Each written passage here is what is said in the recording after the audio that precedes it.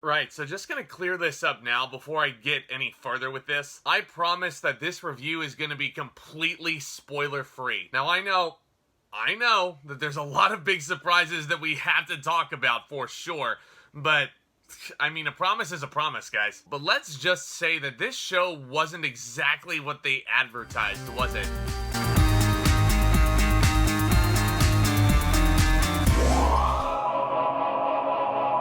The Book of Boba Fett is finally all out in the open on Disney Plus. All 7 episodes are there for you to binge now. It's super easy. Disney Plus is an absolute steal. I mean, they're on a roll with this original content. With this, The Mandalorian, Moon Knight, and Obi-Wan Kenobi still to come. I am an excited little geek. But this series, of course, finds legendary bounty hunter Boba Fett and mercenary Fennec Shand navigating the galaxy's underworld when they return to the sands of Tatooine to stake their claim on the territory once ruled by Jabba the Hutt and his crime syndicate. So despite what I may have said at the top of this review, and trust me, I'm not complaining in terms of the quality of the surprises, and we'll talk about that vaguely, but that's not to say that the Book of Boba Fett is completely devoid of positives. I've seen a lot of people on Twitter really hating this show, and I personally didn't hate watching this show. I wasn't fully bored per se, but very similar to The Mandalorian, there's a lot of acclaimed directors returning to show their art in the Star Wars world. Robert Rodriguez, Dave Filoni, Bryce Dallas Howard, they all have very unique and distinct voices as directors, and I think they all do a very good job presenting this material as it is. But the special effects in the Book of Boba Fett continue the Mandalorian tradition of being revolutionary. When I was watching this show, I feel like the line between practical and computer-generated effects, that line was completely blurred for me. Call me an idiot all you want, but I'm not really able to tell the difference. But I think that's the whole idea of these effects, to maintain the illusion that these are real creatures, real off-world planets we're encountering, and it's brilliant. Temeura Morrison is a freaking badass as Boba Fett, and we already knew that when he was reintroduced in Season 2's premiere of The Mandalorian. But this is the show with his name on it, and the chances he gets to shine are not wasted. He does wonderfully. The stoic, silent assassin that we Star Wars fans have all grown used to is very much alive. No disintegrations. As you wish. And that tone is very much consistent with the character of Boba Fett in here, so kudos to the showrunners on paying that much attention to detail, because that's just the thing, isn't it?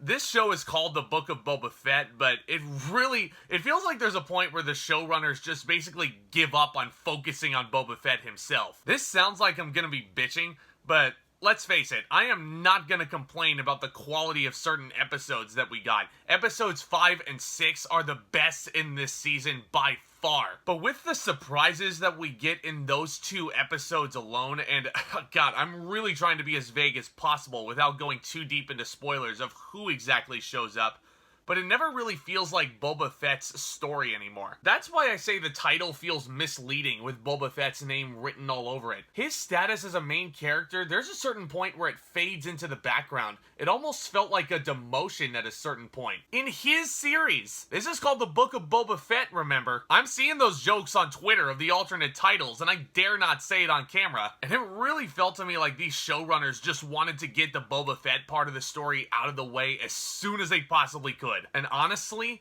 they absolutely could have done that, and more power to them. They honestly could have done Boba Fett's entire backstory that they explore here with 1 episode. Just 1. But instead, there were 4 fucking episodes of that, and honestly, yeah, I don't blame them for wanting to get it done as soon as possible, because the series really did drag for me at that point. Just to give you an example, there's this whole angle where Boba Fett is sleeping in these weird fish tank style gimmicks. I don't remember exactly what they were called. It doesn't really matter. And he's having visions of his past, and he has to fight those emotions, and they really love that angle in the early episodes. But I, for one, was getting so sick of this fish tank, guys. You really do feel the meandering pace early on, and I was just kind of sitting there like, okay, is this series gonna get any more interesting? And it certainly does. Like I said, episodes 5 and 6 are certainly the best of the bunch, with a pretty sick finale with a nice looking action climax. And as mentioned, the production value of The Mandalorian carries over here. The direction and the performances are all A-level performances, and this series does have some nice nods to the future of this Star Wars universe that's that's been established with shows like The Mandalorian,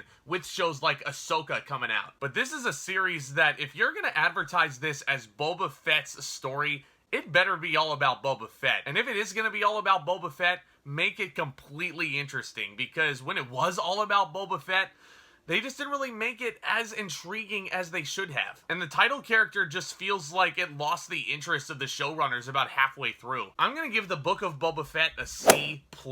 Overall, certainly not the worst show in the world. Very inconsistent, though. It's probably not one I'm gonna be looking at on a rewatch many times throughout my life, except for those final 3 episodes, which are badass. And it does, like I said, have a lot of nice nods to what we can expect next out of this universe.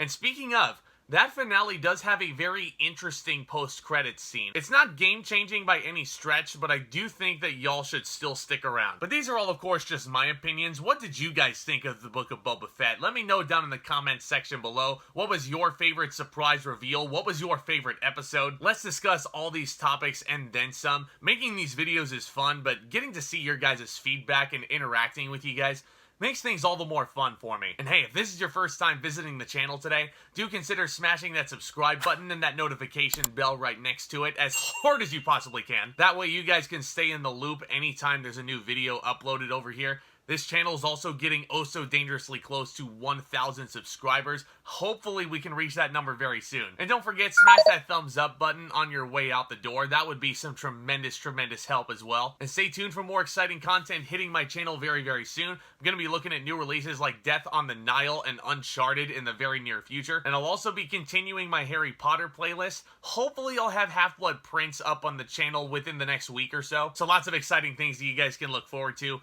Y'all are the best. And with all that being said, back talk, commence.